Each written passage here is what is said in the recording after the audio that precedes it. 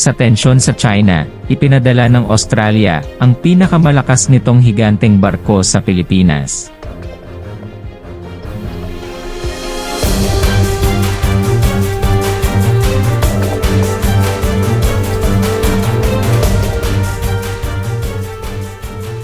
Sa isang hakbang na binibigyang diin ang lumalaking geopolitical na tensyon sa rehiyon ng Indo-Pacific, inilagay ng Australia ang mabigat na flagship nito, ang HIMARS Canberra, sa Pilipinas. Ang desisyon ay bahagi ng estratehikong pagsisikap ng Australia na palakasin ang presensya nito sa South China Sea at ipakita ang pangako nito sa panrehiyong seguridad sa gitna ng tumitinding standoff sa China.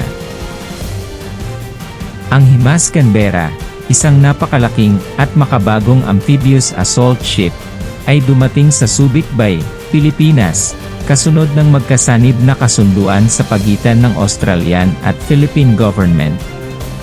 Ang pag-deploy ng kahangahangang asset ng hukbong dagat na ito ay nagpapadala ng malinaw na mensahe sa China na ang Australia ay nakatuon sa pagtataguyod ng kalayaan sa pag-navigate sa mga internasyonal na karagatan at pagprotekta sa mga interes nito sa rehiyon. Ang hakbang ay bilang tugon sa isang serye ng mga patungkol sa mga pag-unlad sa South China Sea, kung saan iginiit ng China ang mga pag-aangkin sa teritoryo at pagpapalawak ng presensyang militar nito.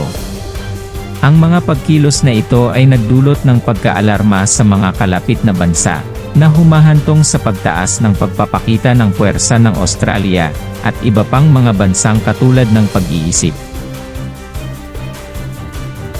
Ang HIMARS Canberra, na kinomisyon noong 2014 na, ay ang pinakamalaki at pinaka-advanced na barkong pandigma sa fleet ng Royal Australian Navy. Ipinagmamalaki nito ang isang hanay ng mga kakayahan, kabilang ang kakayahang mag-deploy ng malaking contingent ng mga tauhan ng Australian Defence Force, helicopter, at landing craft, na ginagawa itong isang versatile asset para sa iba't ibang mga operasyong pandagat. Sinabi ng punong ministro ng Australia na si Scott Morrison sa isang press conference, nananatiling nakatuon ang Australia sa isang malaya at bukas na Indo-Pacific, kung saan iginagalang ang internasyonal na batas, at ang mga hindi pagkakaunawaan ay naaayos ng mapayapa. Ang aming desisyon na magtalaga ng HIMARS Canberra sa Pilipinas ay isang malinaw na senyales ng aming hindi natitinag na pangako sa katatagan ng rehiyon.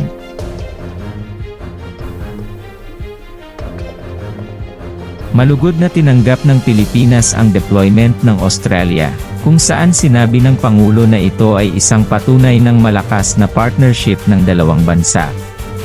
Pinahahalagahan namin ang suporta ng Australia sa pagtiyak ng seguridad at katatagan ng rehiyon, komento ni Pangulong Robredo sa isang joint press conference, kasama si Prime Minister Morrison.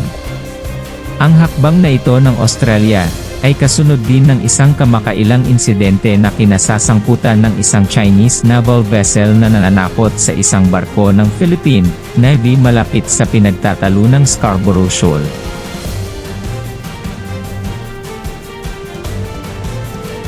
Ang kalihim ng ugnayang panlabas ng Pilipinas ay nanawagan sa mga bansang nakatuon sa pagpapanatili ng isang nakabatay sa mga panuntunang internasyonal na kaayusan, upang sama-samang manindigan laban sa anumang banta sa kapayapaan at seguridad sa South China Sea. Ang China, gayunpaman, ay malakas na tumugon sa pag-deploy ng Australia ng HIMARS Canberra, na nagpapakilala dito bilang nakakapukaw at isang banta sa katatagan ng rehiyon.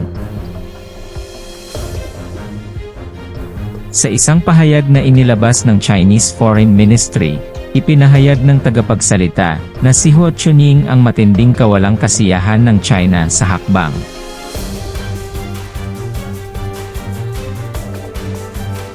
Sinabi niya, ang mga aksyon ng Australia ay hindi makatuwiran at nakakapinsala sa kapayapaan at katatagan ng rehiyon. Hinihimok namin ang mga nauugnay na partido na magpigil at huwag gumawa ng anumang mga aksyon na maaaring magpalala ng mga tensyon.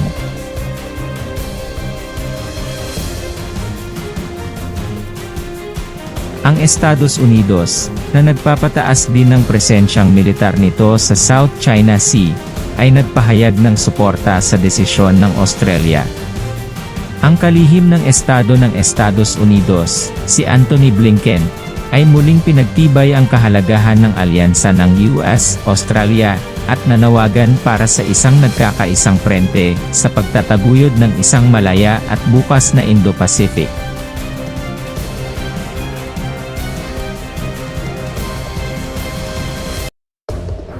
Habang dumadaong ang Himas Canberra sa Subic Bay, nananatiling makikita kung paano makakaimpluwensya ang deployment sa patuloy na tensyon sa South China Sea. Ang sitwasyon ay walang alinlangan na maselan, at ang lahat ng mga mata ay nasa rehiyon, habang ang mga bansa ay nag-navigate sa komplikadong web ng mga interes at pag-aangkin sa teritoryo.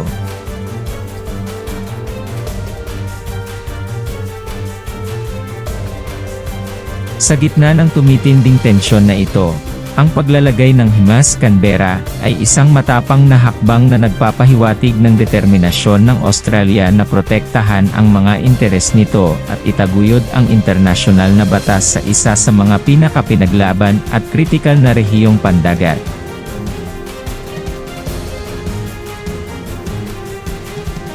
Habang dumadaong ang Himas Canberra sa Subic Bay, nananatiling makikita kung paano makakaimpluwensya ang deployment sa patuloy na tensyon sa South China Sea.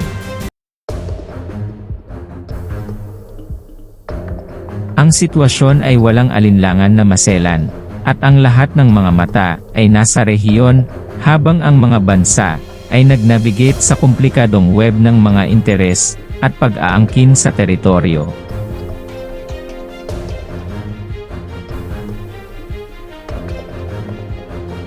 Sa gitna ng tumitinding tensyon na ito, ang paglalagay ng Himas Canberra ay isang matapang na hakbang na nagpapahiwatig ng determinasyon ng Australia na protektahan ang mga interes nito at itaguyod ang internasyonal na batas sa isa sa mga pinakapinaglaban at kritikal na rehiyong pandagat.